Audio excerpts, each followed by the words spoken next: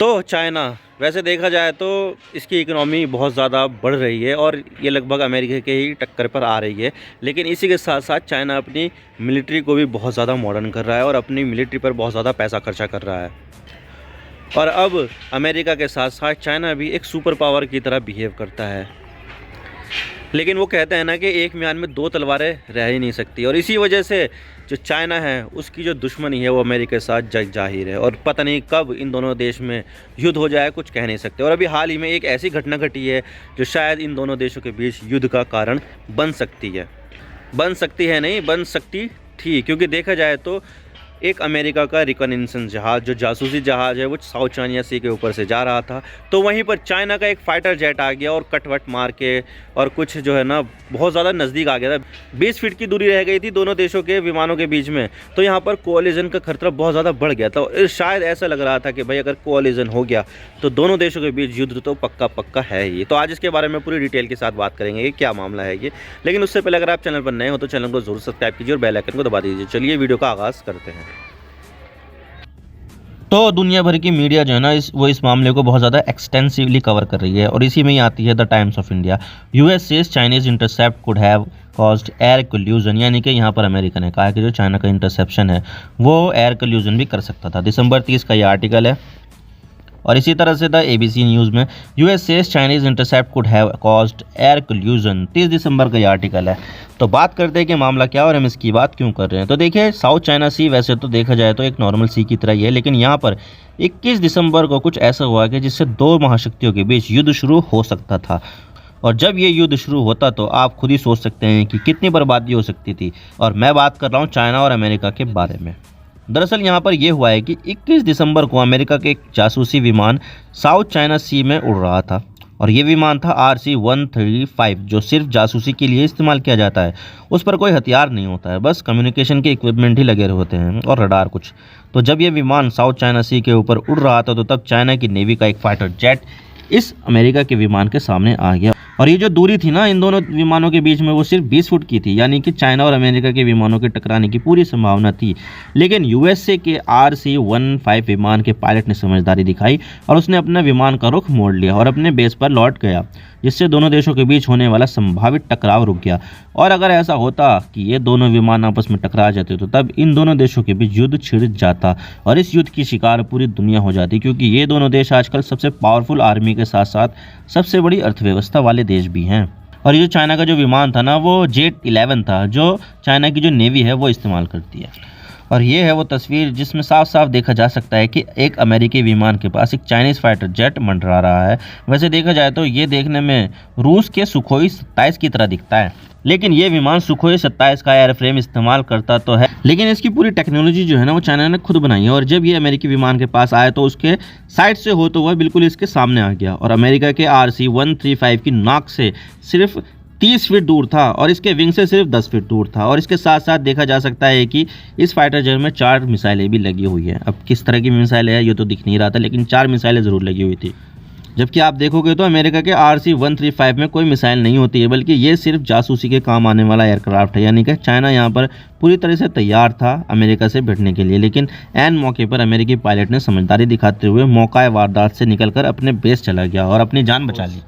और इतने ही नहीं, इससे पहले मई महीने में चाइना ने ऑस्ट्रेलियन रॉयल एयरफोर्स के P-8 एयरक्राफ्ट को भी इंटरसेप्ट कर लिया था। तब भी ऐसा ही मामला सामने आया था हमारे, और तब चाइना के J-16 ने ऑस्ट्रेलिया के P-8 को साइड मारते हुए आगे निकल गया था और एक कदम आगे बढ़ते हुए धुआं छोड़ दिया उसके विमान के सामने, ऑस्ट्रेलिया के सामने। और इससे भी ज़्यादा आगे बढ़ते हुए चाइना के जहाज़ ने एल्युमिनियम के टुकड़े ऑस्ट्रेलिया के प्लेन पर छोड़ दिए और वो प्लेन के इंजन में चले गए।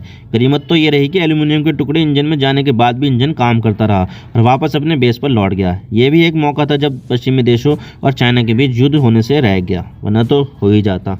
और इतना ही नहीं, चाइना ने तो नवंबर 2022 में कनाडा की मिलिट्री प्लेन को भी कई बार इंटरसेप्ट किया है। और अगर कुछ अनफॉर्चुनेट इंसिडेंट हो जाता ना तो यहाँ पर शायद युद्ध तो ज़रूरी हो जाता। लेकिन सवाल यह आता है कि चाइना बार बार ऐसा क्यों कर रहा है और इसके पीछे क्या कारण है। तो देखिए इसके पीछे का जो मुख्य कारण है वो है साउथ चाइना सी, जो चाइना के बिल्कुल साउथ में है और इसके किनारे पर खुद चाइना तो है, इसके अलावा बहुत सारे और भी देश हैं जैसे कि Brunei, Indonesia, Malaysia, Philippines, Taiwan और वियतनाम। वैसे देखा जाए तो 1970 तक तो ये सिर्फ एक शिपिंग रूट ही होता था और कोई भी देश इसमें कोई खास तवज्जो भी नहीं देता था, कोई इस समुद्र में क्लेम भी नहीं करता था। लेकिन बाद में जब इस समंदर में कई सारी रिसोर्सेज मिले, जैसे कि ऑयल रिजर्व मिला, नेचुरल गैस मिली और फिशिंग तो पहले से ही थी, तो तब इसके किनारे पर स्थित देशों ने साउथ चाइना सी पर क्लेम करना शुरू कर दिया और ये तो मेरा है और वो तुम्हारा है। बाकी सारे देश तो कहते थे कि साउथ चाइना सी का थोड़ा सा ही हिस्सा हमारा है, बाकी सारा तुम्हारा है, किसी का है, हमें कोई लेना देना नहीं, लेकिन जो हमारा है वो हमारा है। लेकिन चाइना ने तो पूरे के पूरे साउथ चाइना सी को ही अपना बता दिया कि नहीं, इसमें तुम्हारा कुछ नहीं है बल्कि सारा का सारा मेरा ही है। आप देख सकते हैं कि कितनी ज़्यादा हेजेमोनी के साथ यहाँ पर चाइना ने पूरे के पूरे साउथ चाइना सी को ही क्लेम कर लिया, ताकि जो रिसोर्सेज हैं उस पर पूरा का पूरा अपना अधिकार जमा सके और पूरा का पूरे जो भी रिसोर्सेज है उसको खुद से ही निकाल सके और बेच सके और अपनी इकोनॉमी में पंप कर सके। और इस तरह चाइना 9 डैश लाइन का पूरा एरिया क्लेम करता है कि ये हमारा पूरा है और इसी में ही कुछ आइलैंड भी आते हैं जैसे कि पारासेल आइलैंड्स और स्प्रेटली आइलैंड। इन आइलैंड पर वियतनाम, फिलीपींस, ताइवान और मलेशिया जैसे देश क्लेम करते हैं, लेकिन इनको चाइना कंट्रोल करता है और चाइना ने यहाँ पर अपनी मिलिट्री बेस भी बना रखे हैं। और इतना ही नहीं, चाइना ने तो बहुत सारे आर्टिफिशियल आइलैंड भी बना रखे हैं ताकि अपने क्लेम को और ज़्यादा मजबूत कर सके और अपने इंटरेस्ट को प्रोटेक्ट कर सके।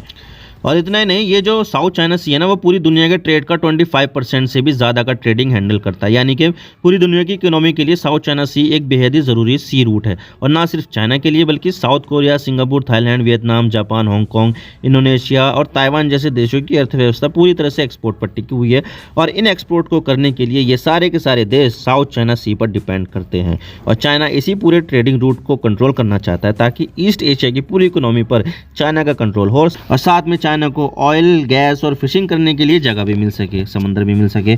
और ऐसा बाकी देश भी चाहते हैं, लेकिन चाइना यहाँ पर कई सारे आइलैंड को कंट्रोल करके बैठा हुआ है और वहाँ पर उसकी मिलिट्री भी है, तो ऐसे में ये देश चाहकर भी कुछ नहीं कर पाते हैं। और जब भी कोई यहाँ पर मिलिट्री एक्सरसाइज करता है या जासूसी करता है तो वो चीज़ चाइना को पसंद नहीं आती है और फिर चाइना उन्हें इंटरसेप्ट करने की कोशिश करता है। और इतना ही नहीं, यहाँ पर ताइवान को लेकर भी अक्सर हमें थोड़ी गर्माहट देखने को मिलती है, जहाँ पर चाइना ये क्लेम करता है कि ताइवान चाइना का ही एक हिस्सा है और हम उसे अपने में किसी भी सूरत में मिलाकर रहेंगे। तो वहीं ताइवान ये कहता है कि नहीं, हम चाइना का हिस्सा नहीं है बल्कि एक आज़ाद देश है और हम बिल्कुल भी चाइना में मिलना नहीं चाहते हैं। और इस मुद्दे पर यूएसए पूरी तरह से ताइवान के साथ है और ये बोल दिया है कि भाई अगर ताइवान के ऊपर चाइना अटैक करेगा तो अमेरिका ताइवान की मदद के लिए ज़रूर आएगा और ताइवान की पूरी तरह से मदद करेगा। अब इस चीज़ से चाइना भी भड़क गया है कि हम तो इसे अपने में मिलाना चाहते हैं, लेकिन अमेरिका दखल दे रहा है बार बार।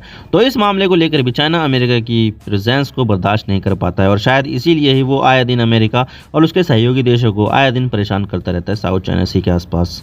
और इस बार जो हुआ है ना, वो भी इसी चीज़ का नतीजा है।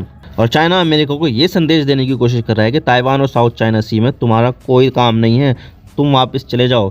तो इस वजह से यहाँ पर बार बार इस तरह से चाइना हरकतें कर रहा है। आप मेरे इंस्टाग्राम पर भी जुड़ सकते हो। आप सिंपली जाइए इंस्टाग्राम में और सर्च कीजिए I_Imran Siddiqui और आप मुझे फॉलो कर सकते हैं। इसके अलावा आप मुझे ट्विटर पर भी फॉलो कर सकते हैं, यहाँ पर भी सेम ही यूज़र नेम है I_Imran Siddiqui। तो दीजिए मुझे इजाज़त, मैं मिलता हूँ आपसे नेक्स्ट वीडियो में। अगर आपको वीडियो थोड़ी सी भी पसंद आए तो चैनल को ज़रूर सब्सक्राइब कीजिए। Thank you for watching. I really appreciate your precious time. God bless you all. Now signing off.